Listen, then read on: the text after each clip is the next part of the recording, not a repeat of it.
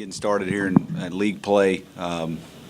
We certainly know what we're in for with CAA competition, and one of the best teams coming in this league for quite a number of years now has been New Hampshire. Team that's been in the playoffs 7 straight years. Extremely well coached. Sean McDonald's as good as they come, and I've kind of said it a couple times already this week, but I think he's one of the best coaches there is at this level and any other level, considering what he's done up there has been pretty remarkable. And they do a great job. They do run a very fast-paced offense we're going to be ready for. It's still the Chip Kelly model that he had from before, so they're still running the same system. So that's something we got to be ready for. And then they're always sound and play hard and do a lot of good things on defense. And then special teams, they already got 2 returns, 1 on kickoff return and 1 on punt return for touchdowns. So they're very sound in all 3 phases, and that's why they got a good tradition there, good history, and that's why they're 7 consecutive years making the playoffs. So we'll have our hands full this Saturday. Thank you. Questions for Coach? Coach, seems like they're giving up a lot of points. I know they've had some tough games, but do you feel like maybe offensively you guys can score on them? Well, maybe the first couple they hadn't had quite as good a game as I think they're capable of, but going back to what they were last year, they certainly held us in check last year, and we didn't have much success on them at all. And I think had an open week too, so I think they'll be able to get back on their feet. They have always been on good on defense, so I expect them to be tough to handle this Saturday. Hey, Wayne, can you think back to last year's game? That was the game Aaron got hurt very early, and the season sort of took a turn after that in a lot of ways. Could you reflect on that game and just what went on after that?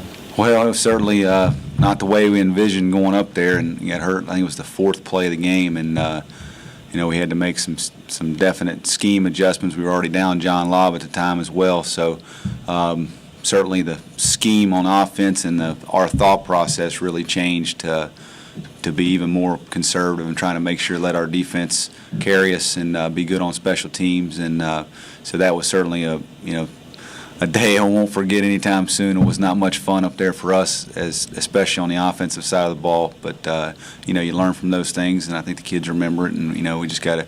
That's last year. We got to put that behind us, and we got to move on to this year and see how we go from here.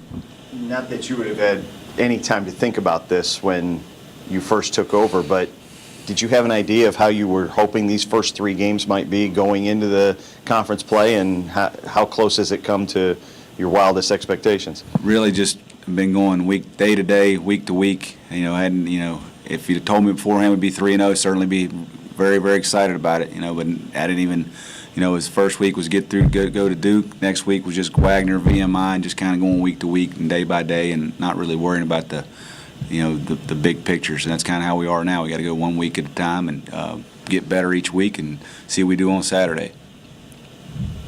At what point will you allow yourself to sort of reflect on? I mean, do you ever take a moment to be like, doing pretty good so far? Anything like that? Yeah, I mean, like I said, we're excited to be 3-0. There's no question about that. But now we just got to move forward, and we got to get ready for a good football team coming up. So I think you enjoy the game, wins on Saturday night, and you watch the film on Sunday and make your corrections and do those things and try to address those during the week, and your focus goes right to Sunday evening, right on to what you're doing the next team. So that's what we've been focused on since then.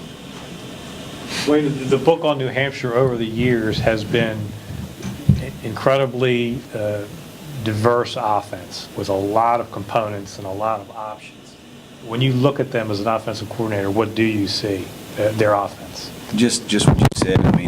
You see a lot of the things you see when you watch Oregon play, and the biggest thing is just the tempo. Just how fast they play and how many plays they get off, and the variations of things they do. But they've been doing it. I remember Ricky Santos doing all. It's just a lot of really good players have been going through this system, and seems like it's.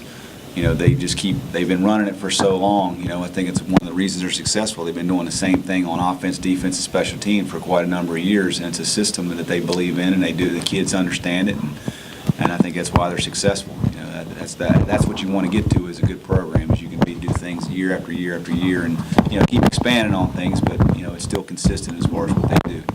To prepare for that pace, has your practice routine changed defensively?